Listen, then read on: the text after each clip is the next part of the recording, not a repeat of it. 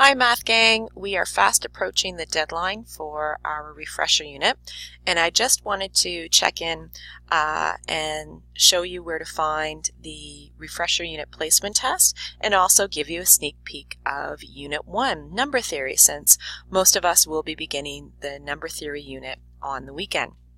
So first of all, in the refresher unit, you do need to complete the placement assessment. So to find that, you want to click on Content.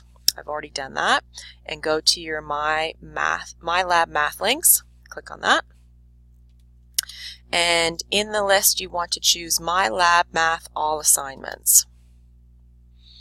Now hopefully you've been working on your refresher practice assessment, your pre-quizzes, and your refresher homework, but the only mandatory assignment for this unit that you need to complete is this one right here, right before we get to Unit 1, the Refresher Math Placement Assessment. This is a test that you complete to identify your readiness or for the course. We're looking for an 80% pass. In this, if you don't make the 80%, but you're close to it, that's okay as well.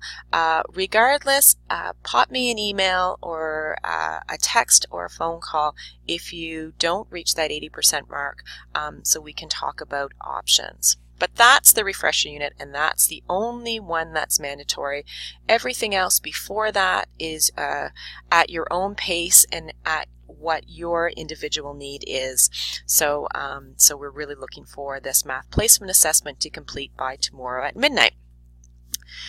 Once you've done that and you have decided that you're ready for the course, we're moving on to Unit 1 this weekend.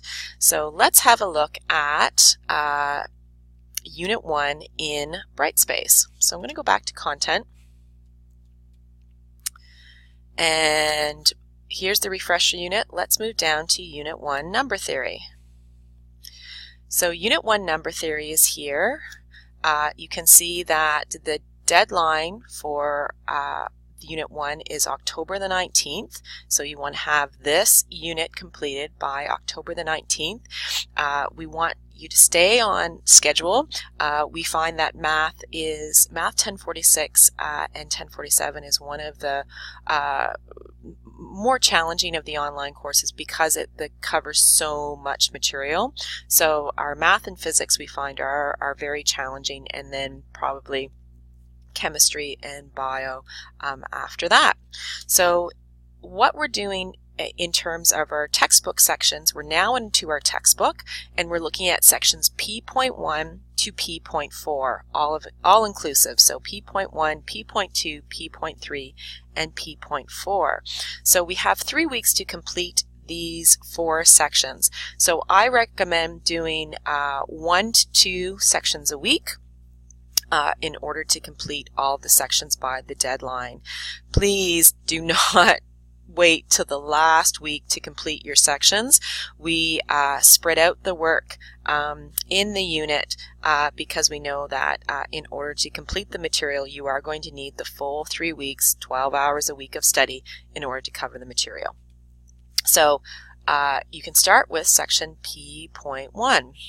Now, as we say in the Brightspace, you want to start at the top of the unit and work your way down.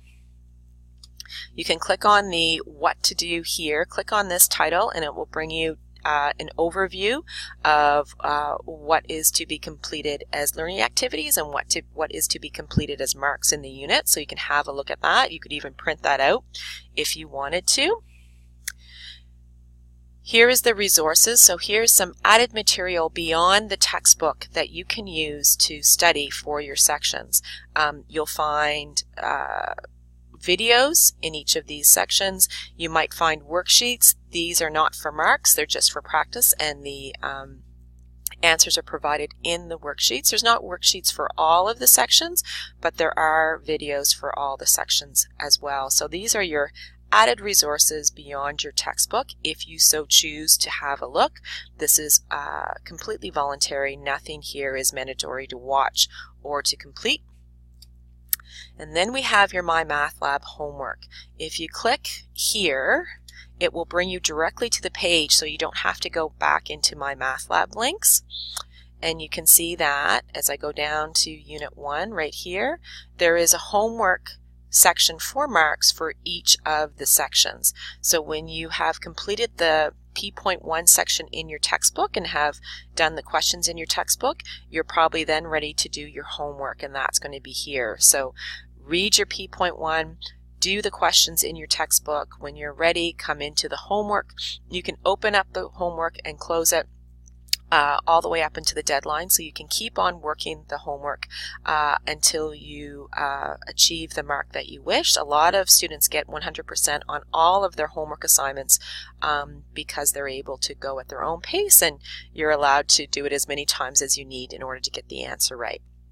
So there's one of these with every section. When you are ready, you can then do the pretest. There are 2 attempts on the pretest. You don't have to do both attempts, but you'll want to do, you have to do at least one. It is for marks, and we take the best mark. So if you don't do very well on your first attempt and you want to have a second attempt, you can do a second attempt on the pretest, and we will take your highest mark.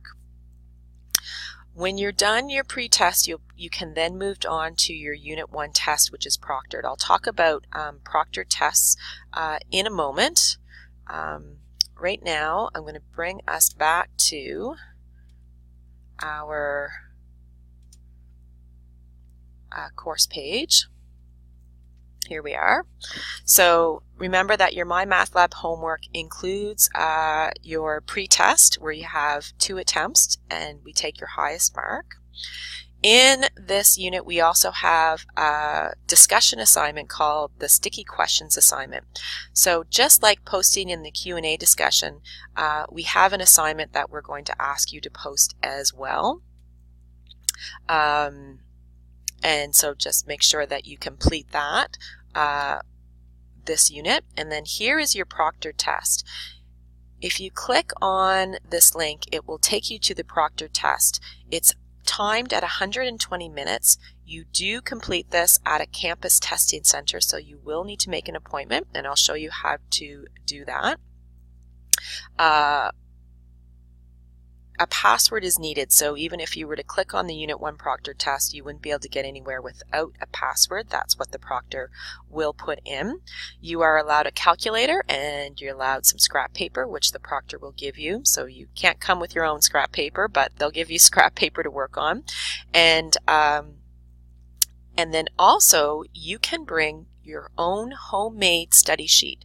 This is a 1-page letter-side study sheet that you make. You can put whatever you want on that study sheet, and it's both sides that you are allowed. It could be an example of a question written out. It could be formulas. Whatever you need on that sheet, you are allowed 1-page, letter size, double-sided. And the proctors know this.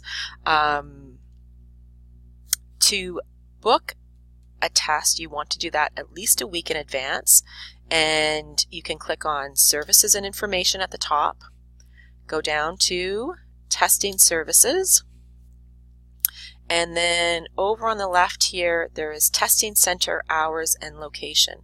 You can choose any of the campuses, 13 campuses in the province. It doesn't need to be your closest campus, it can just be your preferred campus, and you can see the testing hour times. Ignore the GED testing. We're just testing hours, so you want to choose a campus whose testing hours work with you.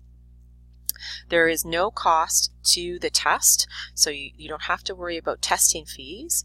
And when you are ready to make an appointment, you click on Testing Request Form, and you can fill in the form below. Feel free to reach out to your testing center if you have questions. Their telephone numbers are included in the test center hours and locations, and you want to do your appointment as soon as possible. You can write anytime up to and including the October the 19th deadline. So you want to make sure you have that appointment well before the deadline so that you are not in a panic when you come up to the end of the unit.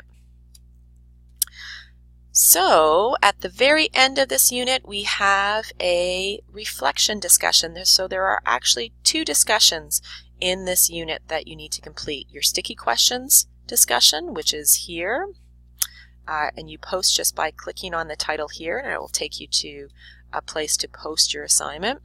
And for this one, same thing. When you are ready to complete your reflection, you're going to click on Unit 1 Reflection Discussion and post here.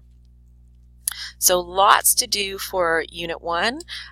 There's a Q&A discussion for any questions that you might have. Please share and post to this Q&A discussion. The more questions, the better, so that I can share the answers. What I really like to see is that if you're having trouble with a homework question, post it in the Q&A, and I'm happy to do a video based on that question, or to do a solve written out in the post as well. So the more questions, the happier we will all be. So that's Unit 2. You have 3 weeks to complete 4 sections in 3 weeks, so you're going to have to decide in your study schedule what works best. One of those weeks you'll have to complete 2 of those sections, so don't leave it till last minute. Make sure that you go to the testing services site and make your do a request form for the testing, because you don't want to be lose a seat in the campus testing centers for that test. And if you have any questions, please feel free, reach out at the Unit 2 Q&A discussion, or if it's more of a more personal nature, you can phone, text, or email me. So that's it. Good luck tomorrow, everyone, and have fun this weekend as you start Unit 2, or Unit 1, Number Theory. Thanks, folks. I'll be in touch later on. Bye for now.